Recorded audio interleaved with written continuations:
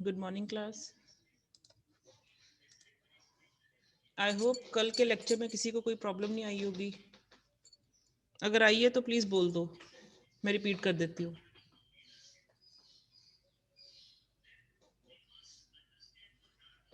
Class कल के lecture में किसी को प्रॉब्लम आई है? प्रीति से हेडफोन। हेलो,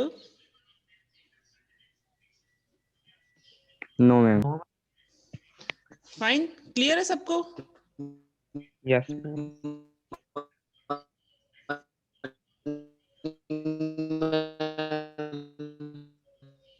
मोहित, आपकी आवाज मुझे ऑडिबल नहीं है, क्या बोल रहे हो?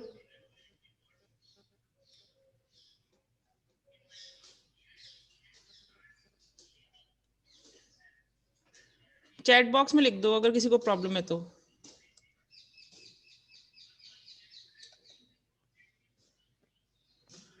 एक I need to repeat the again the topic.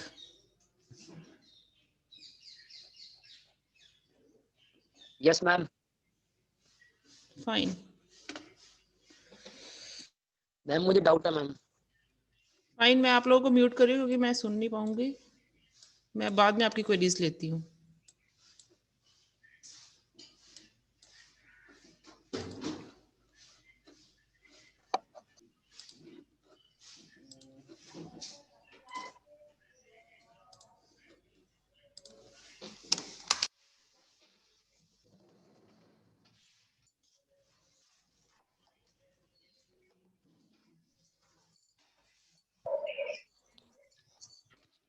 Class कल हम लोग कर रहे थे के मैप। मैंने आपको स्टार्टिंग में ही बताया था। मैम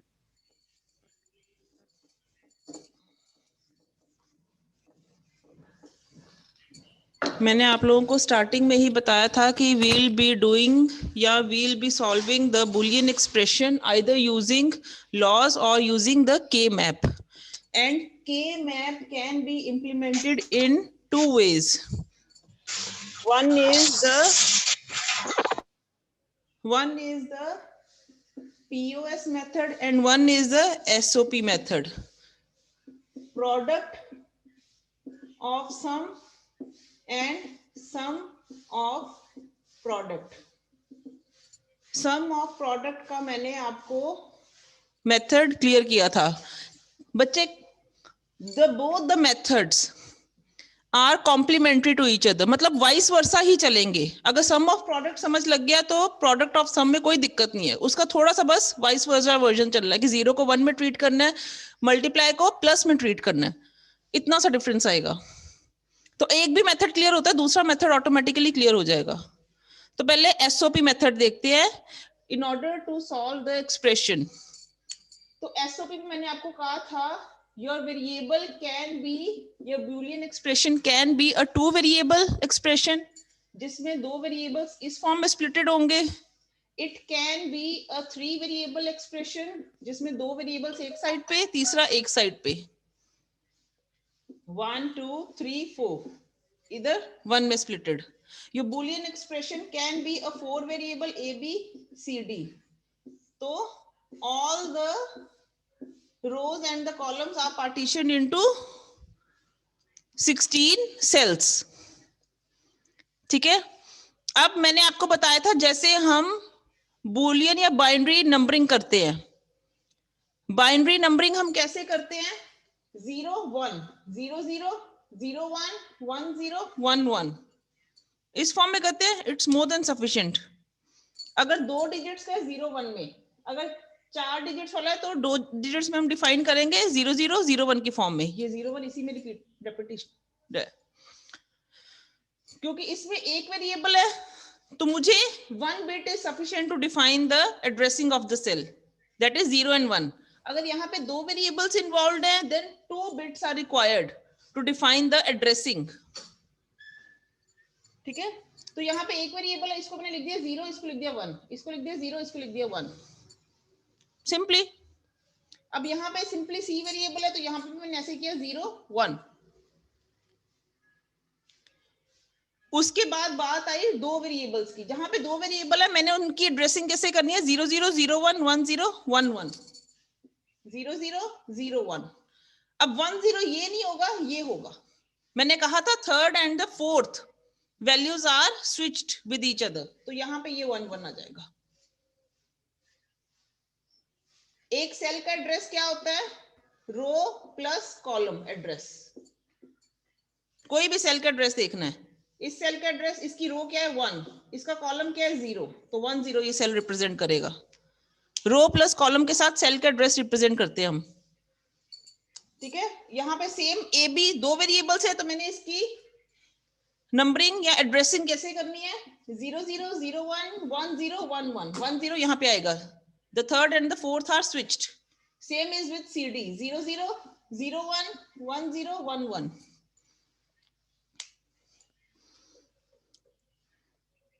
ठीक है, 0 रिप्रेजेंटेड हम करते हैं बार के साथ और 1 रिप्रेजेंट करते हैं simply with the variable name, कोई जो भी वेरिएबल कंसीडर में हो रहा है। अगर मैं इसको विद इनपुट वेरिएबल्स डिफाइन करना चाहूं तो मैं क्या करूंगी, 0 को लिखूंगी ए बार और 1 को लिखूंगी सिंपली ए।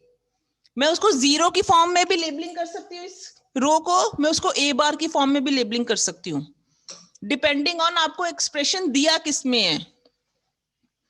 अगर आपको एक्सप्रेशन वेरिएबल फॉर्म में दिया है तो आप वेरिएबल्स को यूज करो, अगर आपको एक्सप्रेशन नंबरिंग फॉर्म में दिया है make use of this binary digits, ताकि आपको एड्रेसिंग का पता चले। वैसे तो बाइनरी में ही आपको इसमें वेरिएबल्स में डील करना है, क्यों, क्योंकि लास्ट में जो आपको आउटपुट चाहिए that you require in the form of variable itself. तो वाइस वर्सा है, तुम जो मर्जी कर सकते हो, नॉट अ बिग डील। तुम्हें उनकी कन्वर्जन आनी चाहिए कि 0 को तुमने बार की फॉर्म में लेना है, 1 को तुमने ए की फॉर्म में लेना है, सिंपली वेरिएबल की फॉर्म में लेना है। The same is case with this, इससे कॉलम को बी बार से डिनोट करोगे, इस कॉलम को बी से डिनोट करोगे। फॉर दिस ये बन गया A bar B bar, A bar B, A B bar, A B. Same is this C bar C, ये A bar B bar, A bar B, A B bar, A B. ये बन गया C bar D bar, C bar D, C D bar, C D. उसके बाद तो mainly values put करके grouping करनी है। I hope it's clear to you Abhit. इसके अलावा भी कोई दिक्कत है क्या, दिक्कत आ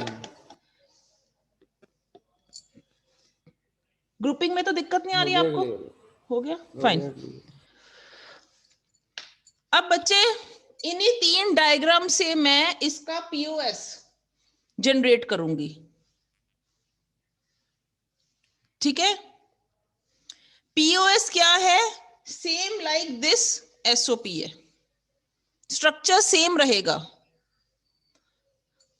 सबसे पहले प्रॉब्लम क्या आएगी कि that you have to write, जैसे मैं अभी पहले 1 के साथ करती हूँ, let an expression be a 2 variable expression. 2 variables हैं तो K map is of a 4 cell K map, तो दोनों variables on both the sides हम रिप्रेजेंट करते हैं के मैप के। अब यूजिंग पीओएस मेथड क्या होगा, दिस सेल इज 0 itself, क्योंकि a can take only 2 values 0 and 1, तो this cell is 1. Same is with this, b is 0 and this is 1. लेकिन जब मैंने इसको इनपुट वेरिएबल्स की फॉर्म में लेबल करना है, in SOP method I represented 0 with the bar and 1 with the normal variable, लेकिन इन POS method I'll take the reverse, I'll represent 0 with the variable and 1 with the bar. Fine, सबसे पहला change ये आएगा। तो ये क्या बन गया मेरा, this is A bar, this is B bar. I hope it's clear to all of you, ठीक है। यही चेंज मैं इसके 2 वेरिएबल में करूंगी, 3 वेरिएबल में करूंगी, सॉरी। अब 3 वेरिएबल को मैंने आपको कहा था आप उसको वर्टिकली भी बना सकते हो 4 सेल्स को, हॉरिजॉन्टली भी ले सकते हो, वो कोई प्रॉब्लम नहीं। यहाँ पे ए लेके बी सी यहाँ पे ले लो, यहाँ पे ए बी लेके यहाँ पे सी ले लो, distribution can be in any form. अब मैंने ए बी लिया है, नो डाउट इसकी एड्रेसिंग वैसे ही होगी, this is 0 0, this is 0 1, this is 1 0, this is 1 1। Same with C, this is 0, this is 1। 0 हम डिनोट करते हैं नॉर्मल वेरिएबल के साथ, 1 डिनोट करते हैं इन द फॉर्म ऑफ बार। तो ये बन गया सी, ये बन गया सी बार। फाइन, ठीक है। अब इस केस में क्या है, this is a product of sum, यानी कि सम टर्म्स हमारे पास अवेलेबल होंगी, हमने उसको लास्ट में मल्टीप्लाई करना है, ऑल द सम टर्म्स। इस केस में क्या था, सम ऑफ प्रोडक्ट। ये देखो ना, यहां पे ये सारी आपको प्रोडक्ट टर्म्स थी, ये प्रोडक्ट टर्म है। लास्ट में हम क्या करते थे, जो हमारा रिजल्ट निकलता था A B bar plus A B, हम इसका सम लेते थे, प्रोडक्ट टर्म्स का सम ले रहे हैं, सम ऑफ प्रोडक्ट। तो ये नाम से डिफाइन है, इस केस में क्या है, सम का प्रोडक्ट, यानी कि ये सेल्स अब in the form of sum represent होंगे। तो यहां पे 0 is denoted by A and 0 is denoted by B, क्योंकि दोनों वैल्यू 0 0 है, ए बी हो गया, लेकिन इनमें instead of multiply we'll use a sum variable, यहां पे फर्क आएगा। वैसे ये सेल ए बी था ना लास्ट केस में एसओपी के मेथड में, तो पीओएस में ये ए प्लस बी बन जाएगा। फाइन, मल्टीप्लाई वाली टर्म अब सम टर्म बन गई, क्योंकि सम का हमने प्रोडक्ट लेना लास्ट में। ऐसे ही ये क्या बनी, 0 को हम डिनोट करते हैं नॉर्मल वेरिएबल ए के साथ और 1 को बी बार के साथ, तो ये बन गया A plus B bar. Fine, ये बना ए बार प्लस बी, ये बना A bar plus B bar. I hope it's clear to all of you जो मैं कहने की कोशिश कर रही हूं, ठीक है। तो कोई भी सेल का अगर एड्रेस लेना है, let it be I will be checking this address, इस सेल का एड्रेस क्या होगा, तो ये सेल का एड्रेस क्या होगा, this row 1 that is A bar plus B bar and this column in the form of plus itself. पहले हम क्या करते थे, इन दोनों को मल्टीप्लाई फॉर्म में लिखते थे, क्योंकि वो प्रोडक्ट्स की फॉर्म में हम सेल को रिप्रेजेंट कर रहे हैं। अब सम की फॉर्म में रिप्रेजेंट कर रहे हैं, तो सारे सेल का एड्रेस होगा इन the form of plus sign, ठीक है। बाकी नंबरिंग जो बाइनरी नंबर्स है वो सेम रहेंगे, कि this cell is represented by 1 1 1, और इसका नंबर जो था वो लास्ट ही रहेगा 7, ठीक है क्लास। ऐसे ही ये लास्ट वन जो 4 इनपुट वेरिएबल वाला था,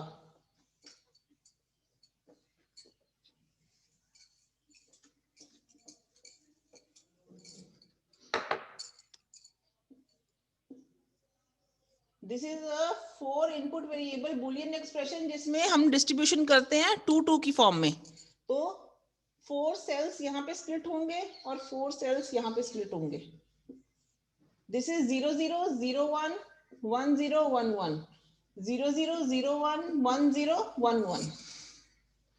0 0 को रिप्रेजेंट करूंगी in the form of a plus B, a plus B bar, a bar plus b bar, a bar plus b, same c plus d, c plus d bar, c bar plus d bar, c bar plus d।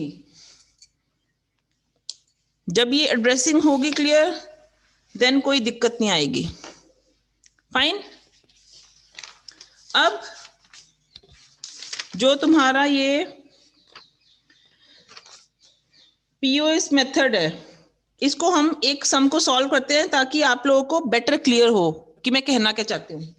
In this example only I will be covering the statement F A, B, C, D. The Boolean expression is expression involving 4 variables A, B, C, D in the form of pi.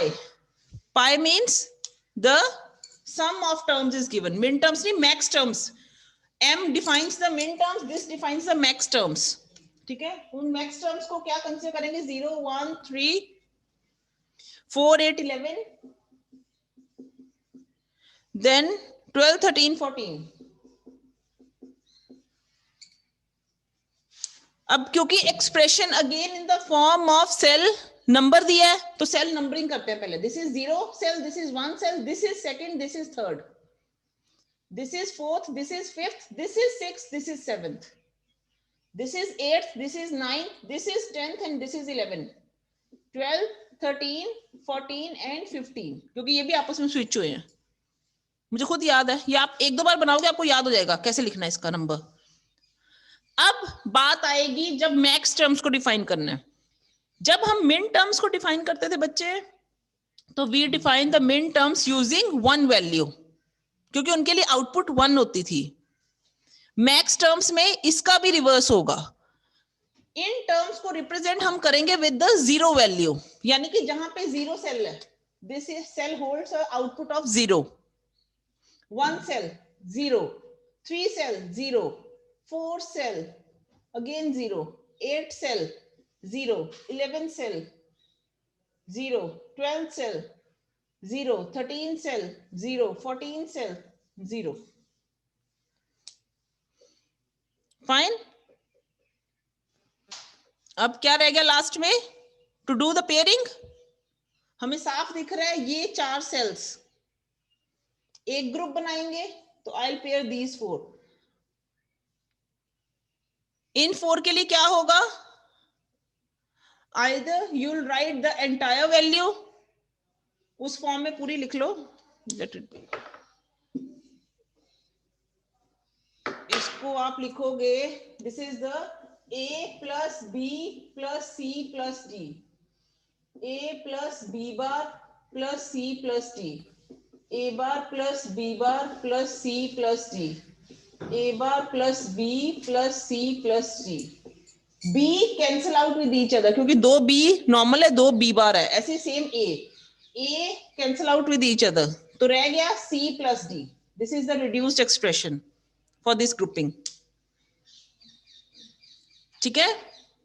अब रह गए ये, देखो ये 2 cell, अगर इसके साथ combine करते 3 सेल है, 3 सेल की ग्रुपिंग नहीं होती, 4 की होगी, तो फिर इन दोनों को इंडिविजुअली कर दो ग्रुप, दोनों कवर हो जाएंगे. ठीक है. तो मेरे को ये सेल नाम से दिख रहा है a प्लस बी, तो होल्ड करेगा, यहां से c बार कैंसिल हो जाएगा तो d बार आ जाएगा, तो इसकी वैल्यू क्या आएगी? a plus B plus d bar. मैंने ओरली इसको सॉल्व कर दिया, तुम लोग रिटर्न फॉर्म में पूरे सेल का एड्रेस लिख के इसको कट वगैरह करके सॉल्व करो, क्योंकि वो मेथड है, आपको नंबर मिलेंगे इन चीजों के. फाइन. मैं देख के सॉल्व कर रही हूँ. नेक्स्ट मेरे पास रह गया अब एक ये 0 और ये 0. इस 0 के लिए मुझे इसके साथ ग्रुपिंग करनी पड़ेगी, तो ये मेरा एक्सप्रेशन क्या बना? Again a bar plus b bar plus D will cancel out C. Fine. इस 0 को देखो तो this 0 will make a pair with this 0. तो ये क्या बन गया? A bar plus B bar plus D. इस 0 को देखो, it will make a pair with this 0. तो ये बन गया C बार प्लस D बार. कॉलम कॉमन है तो कॉलम्स एज सच रहेगा. रो में मेरा a बार कैंसिल हो रहा है, तो it will give a value b. तो this is the, these are the 4 values. First value, this is the second value, this is the third value, this is the fourth value and this is the fifth value. और इन सबको जब आप result लिखोगे simplified expression, वो क्या बनेगा? f of a, b, c, d. It would be product of first term, second term, third term, fourth term, fifth term. तो ये क्या बना? प्रोडक्ट ऑफ सम, क्योंकि ये सम टर्म है, पहली टर्म सम टर्म, ये भी सम टर्म है, ये भी सम टर्म है, ये भी सम टर्म है, ये भी सम टर्म है, इनका प्रोडक्ट लिया जा रहा है. I hope it's clear to all of you. एक सम कर लो ताकि पता चल जाए कि तुम लोगों को क्लियर हुआ कि नहीं. Then I will be moving forward, क्योंकि लास्ट टॉपिक है आज का और इसके साथ ही चैप्टर भी खत्म हो जाएगा. फाइन. किसी को कोई दिक्कत है तो प्लीज लेट मी नो. किसी को कोई पॉइंट क्लियर नहीं हुआ? कोई है ऐसा? हम पेयरिंग तो पता नहीं लगा था. किंदा नहीं पता? बच्चे आराम ना बोलो थोड़ी, तुसी समझो जूम ते आ मैं हाँ जी, पेयरिंग तो थोड़ा पता नहीं लगता जेड़ा ਤੁਸੀਂ ਤੁਸੀਂ पेयरिंग ਕੀਤੀ ਹੈ ਸਾਈਡ ਨਾਲ ਵੀ okay fine.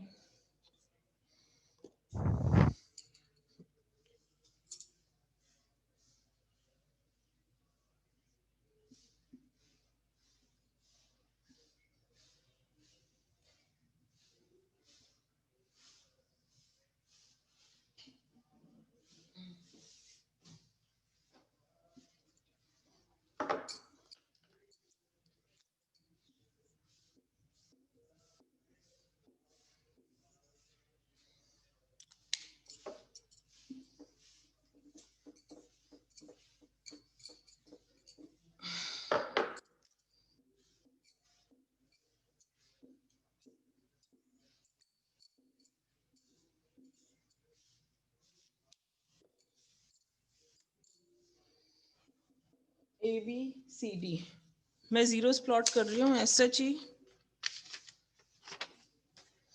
There are 4 zeros over here, एक जीरो यहाँ पे थी, 2 zeros यहाँ पे थी, एक जीरो यहाँ पे थी और एक जीरो यहाँ पे थी। बच्चे पेयरिंग के लिए सबसे पहले आपने देखना है कि बिगेस्ट पेयर कौन सा बना रहे हैं।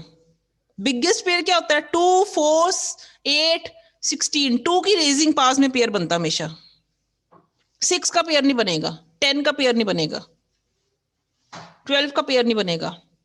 इवन नंबर्स को नहीं मैं कर रही कंसिडर, मैं कर रही हूँ 2 की रेजिंग पावर। 2 रेस्ट पावर 1 2, 2 का पेयर बन सकता है। 2 रेस्ट पावर 2 4, 4 का पेयर बन सकता है। 2 रेस्ट पावर 3 8, 8 का पेयर बन सकता है, एंड सो ऑन। तो मैंने सबसे पहले देखना है कि मेरे को मैक्सिमम पेयर कहां से मिल रहा है, क्योंकि वो सबसे ज्यादा रिड्यूस्ड एक्सप्रेशन देगा। तो अगर इस पूरे लेआउट को मैं ऑब्जर्व करूं तो मेरे को ये 4 जीरोस दिख रहे हैं जो एक सबसे बिगेस्ट पेयर बना रहे हैं, क्योंकि इसके अलावा 8 का तो पेयर है ही नहीं। तो अगर 4 का भी देखो तो this is the only 4 pair I am getting from this diagram. Biggest pair को पहले सबसे पहले मैंने सिलेक्ट करना है, क्योंकि मैंने सबसे पहले देखना है कि उसके वैल्यूज कवर हो गई किसी पेयर में। अब रेस्ट ऑफ द वैल्यूज के साथ मैंने चेक करना है। सबसे पहले मैंने क्या किया, इसका एक पेयर बनाया, this is the first pair.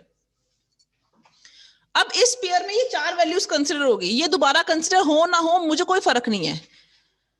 दोबारा कंसिडर में मैं इन्हीं की वैल्यूज तब लूंगी जब दूसरे सॉल्व इंडिपेंडेंटली नहीं हो पाएंगे। फॉर एग्जाम्पल अगर मैं इन 2 जीरोस को ऑब्जर्व करती हूँ, ये 2 जीरो इंडिपेंडेंटली एक पेयर बना रहे हैं, तो मुझे इस जीरो की जरूरत नहीं है, क्योंकि 3 का तो पेयर ही नहीं था। मान लो यहाँ पे एक जीरो और होता, लेट इट बी, अगर यहाँ पे जीरो होता तो मैं इन 4 को कवर करती, चाहे ये जीरो दोबारा रेपिटेशन में जा रहा है, आई डोंट केयर, बट मेरे को बिगेस्ट पेयर चाहिए था, क्योंकि 3 को एक कंसिडर कर रहा है। लेकिन यहाँ पे एक जीरो नहीं है, तो 3 तो पेयर वैसे ही नहीं बनाते।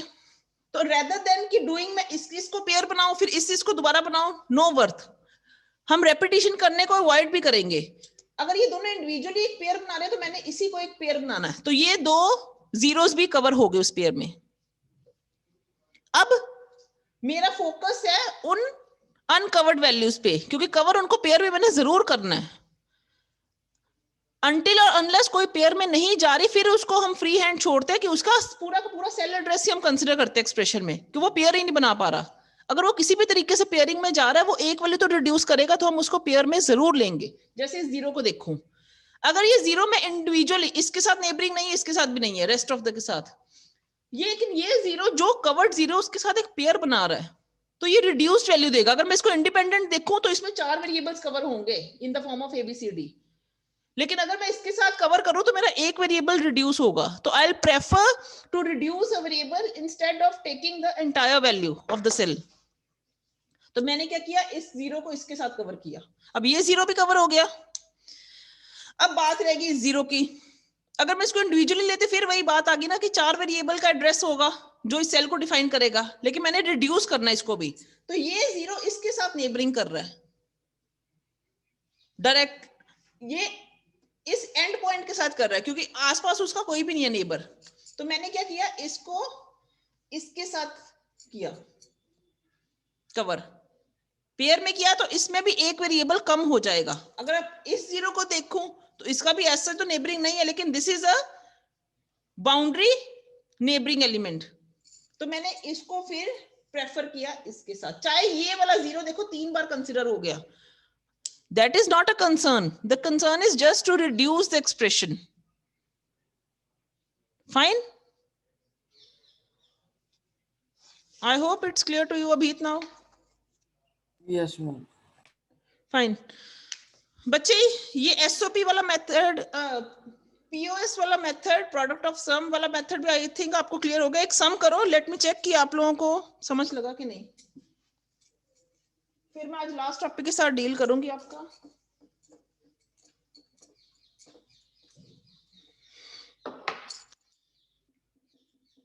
A B C D pi 1 3 5 6 7 14 15. Do it fast क्योंकि मैंने एक लास्ट टॉपिक कवर करना है आज.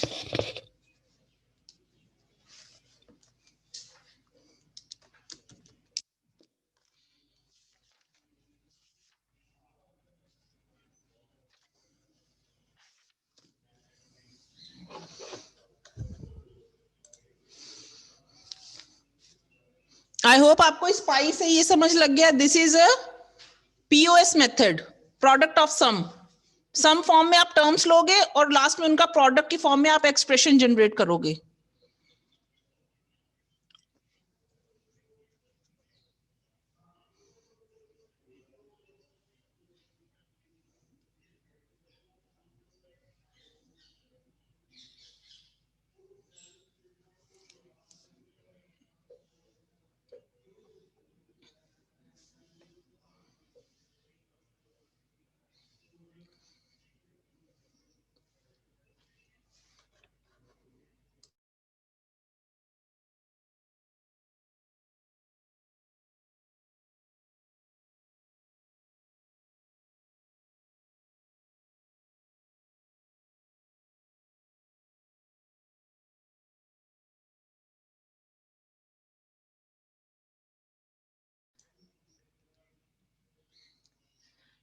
जल्दी class,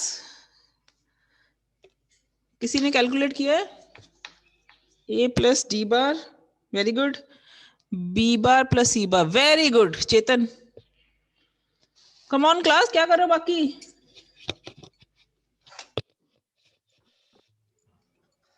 ma'am A plus D bar, फिर ब्रैकेट डाल के, फिर B bar plus C bar. Very good Satbir, fine. I hope बाकियों का भी आंसर आ जाएगा. A plus D bar, the answer is this with B bar plus C bar. This is answer. I hope किसी को दिक्कत नहीं आई.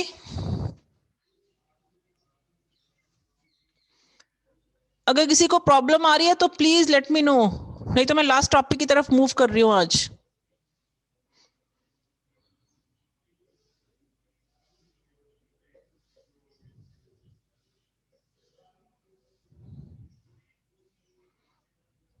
नहीं, fine.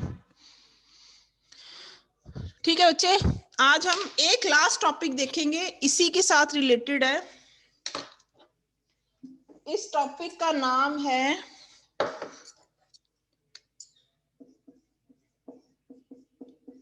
Don't care condition. Don't care conditions. Don't care, कोई फर्क नहीं पड़ता, नाम से डिफाइन है. ये ऐसी कंडीशंस हैं, मतलब हम उन चीजों को, उन इनपुट्स को या उन आउटपुट्स को हम डोंट केयर कंसिडर करते हैं जिनके वर्सेस इनपुट ही अवेलेबल नहीं है. लेट इट बी, जैसे मेरा ट्रूथ टेबल है, let it be a truth table is a 2 variable truth table with a and b are the input variables and output is taken. ठीक है. अब इस case में क्या होता है, there are 4 possibilities for a and b to hold these values. a b कि हम 0 0 पे इनपुट चेक करेंगे, 0 1 पे करेंगे, 1 0 पे, 1 1 पे. These are the maximum possibilities कि ए और बी ये वैल्यूज ले सकते हैं और उनके वर्सेस जो आउटपुट है हम वो चेक करते हैं. अब जरूरी नहीं है कि हमने हर बार इन सब के लिए वैल्यूज चेक की हो. Let it be I skip one of the values. तो मेरे को जो वैल्यू एक्सप्रेशन में पता है वो सिर्फ इनके लिए पता है. Let it B and this is 0 कि फर्स्ट 2 वैल्यूज के लिए 1 है आउटपुट, थर्ड वन के लिए 0 है. एक इनपुट के लिए वैल्यू आउटपुट में इसलिए मिसिंग है क्योंकि हमने उसकी इनपुट कोई कंसर्न में नहीं लिया, तो द आउटपुट कैन बी 0 और 1, there are both the possibilities, क्योंकि दो ही पॉसिबिलिटीज आउटपुट के लिए भी। तो ऐसी टर्म्स को हम डोंट केयर टर्म्स बोलते हैं, कि जिनकी इनपुट हमने चेक नहीं की but the output expectation for those values can be 0 और 1 डिपेंडिंग ऑन योर रिक्वायरमेंट। ये हम तब कवर करते हैं अपने एक्सप्रेशन में जब हमारा rest of the expression reduce नहीं हो पा रहा इजीली, तो we'll consider the don't care terms. ठीक है, let it be for example, मैं सीधा एग्जाम्पल पे ही आऊंगी ताकि आप लोगों को पता चल जाए।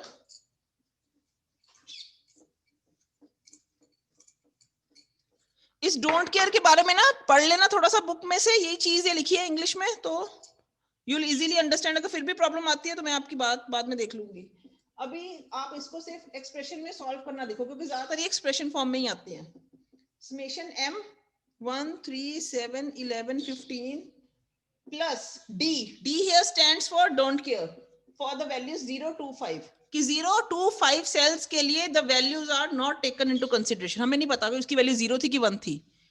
1 3 7 11 15 सेल डिफाइन, ये मिन टर्म्स है कि इनके लिए वैल्यू आउटपुट हाई ही गई होगी, बाकी जो सेल्स है उनके लिए 0, लेकिन 0 to 5 के लिए हमें कुछ भी नहीं पता कि वैल्यू 0 है कि 1 है। वील कंसिडर बोथ, तो हम इसको फिर वैसे ही करेंगे ए बी की फॉर्म में एक्सप्रेशन या सी डी।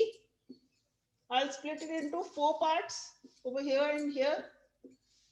ठीक है, ये बन गया cell a bar b bar, a bar b, a b bar, a b, c bar d bar, c d bar, c d। ठीक है, 0 1 2 3 4 5 6 7 8 9 10 11 12 13 14 15। अब इन सेल्स को मैं प्लॉट करूंगी। 1 3 7 11 15 1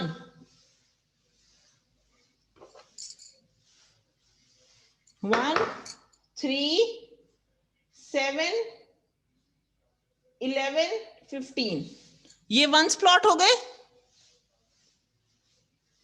I hope it's visible to all of you. These are the ones in cells के verses मैंने plot किए।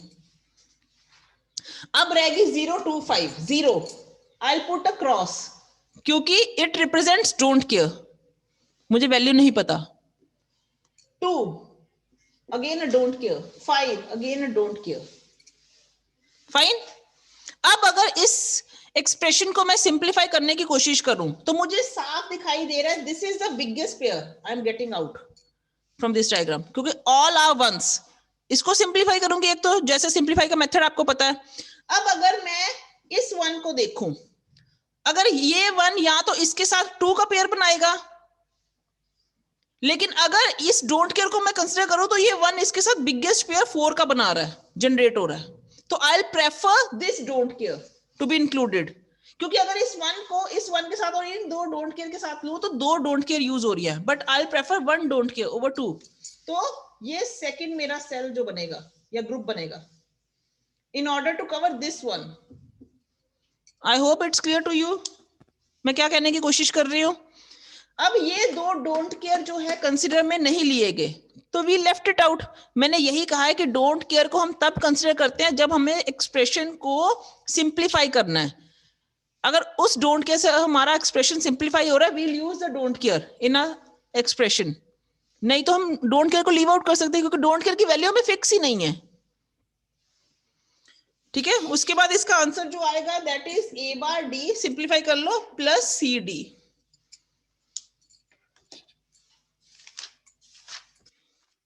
I hope it's clear to all of you. Still किसी को दिक्कत है please let me know. मैं क्वेश्चन लिख देती हूँ, just solve it out ताकि आप लोगों को क्लियर हो जाए। And do write the answers in the group itself क्योंकि मीटिंग एंड होने वाली है। 0 1 5 9 13 14 15 plus don't care 3 4 7 10 11. Solve this. अगर तो जल्दी कर लोगे तो आंसर बता दो।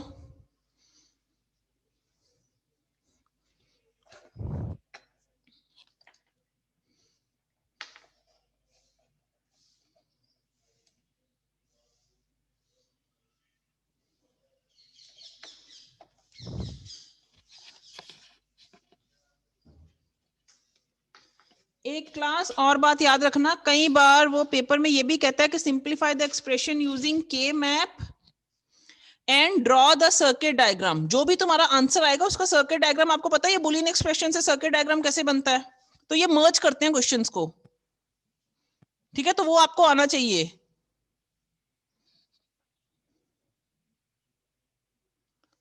फाइन, मैं कर दूंगी बच्चे।